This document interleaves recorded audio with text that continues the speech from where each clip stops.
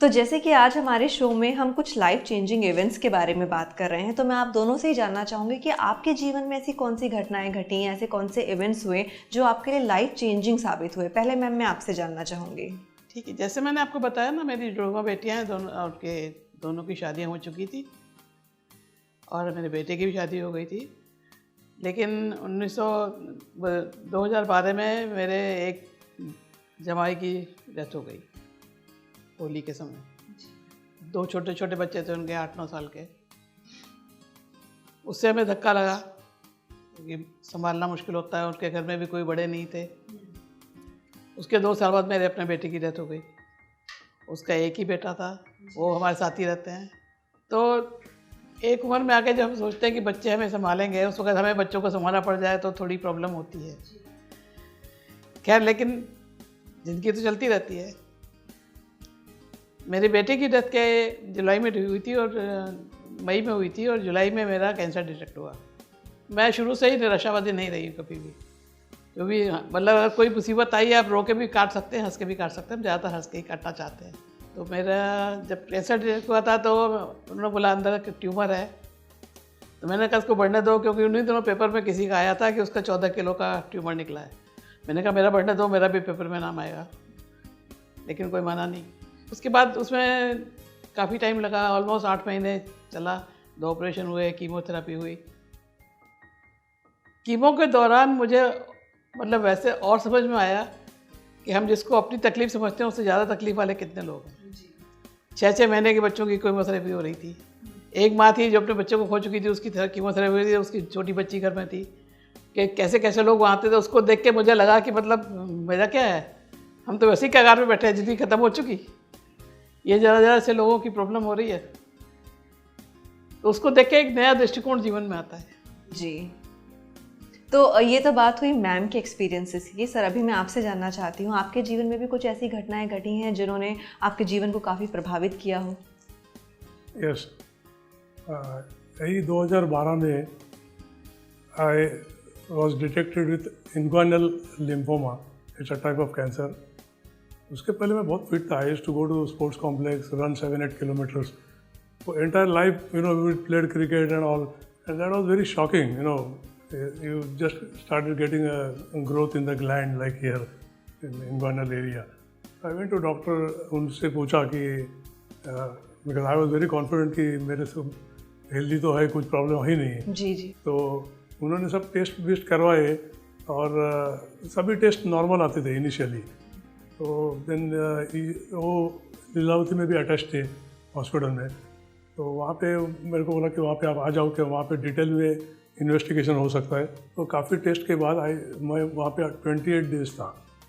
तो ये इससे मेरे को प्रॉब्लम ये हुआ कि my femoral when because of the gland it got blocked and मेरे पैर में स्वेलिंग चालू हो गया। तो that was the biggest worry for me, because detect तो कुछ नहीं हो रहा है एंड मैं चलने के लिए भी मेरे को there was a swelling in the leg. तो उन्होंने फिर काफ़ी टेस्ट किया, 1-2 ऑपरेट करके वो बायोप्सी वगैरह सब नॉर्मल आ रहा है। 2 बार ऑपरेट किया, दोनों बार नॉर्मल आया। और उनके हिसाब से जब तक हिस्टोपैथोलॉजी में जब तक वो पॉजिटिव नहीं आता है तब तक वो लोग ट्रीटमेंट नहीं कर सकते। तो there was one more needle surgery. वैसे there were 3 needles where they go अब 6 inches deep and they take out a small specimen and that is also sent to biopsy. And finally, it was discovered that it was confirmed that it's a lymphoma.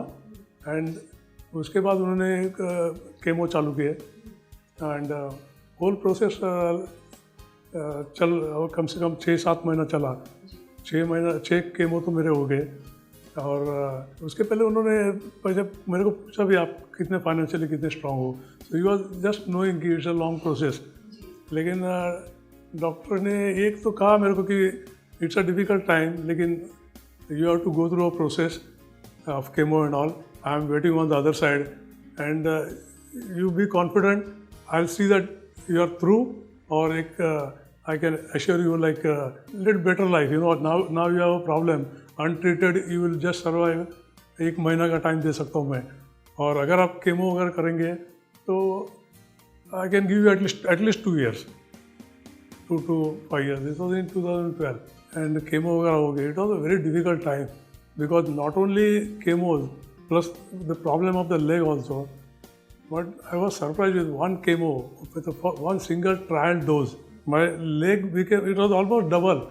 By evening it became normal, same day. But it was very weak and I just was not able to even stand that time. So 2012 का बहुत ही खराब time रहा. You are almost frustrated and fed up with the life. एक ऐसा time आ जाता है कि इतना pen you have to undergo. It's better to it is better to go.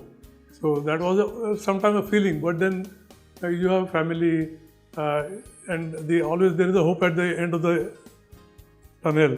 So, and the doctor's encouragement, my relatives, they used to come and tell me. All this said and done, it was a very, very painful and difficult time. I was not able to climb even one stair. I couldn't lift my leg. So recovery came, after the chemo खत्म होने के बाद में वो धीरे-धीरे I was also used to it कि 6 महीना suffering चालू है. But थोड़ा it was not like a bedridden. I used to make myself कुछ ना कुछ करके थोड़ा चलना चाहिए, थोड़ा कुछ करना चाहिए. एक 8-10 महीने के बाद में I went to sports complex अंधेरी में. My wife has all along, she has been very supportive. Also she was in the bank, so to a larger extent, कम से कम 75% तो मेरे को बैंक से भी she got a money. So these are the disease में ऐसा होता है कि मेंटली तो आप बहुत अपसेट होते हो, फिजिकली आपको बहुत पेन होता है and financially you get drained out. So all in all, it was a very bad year for 2012.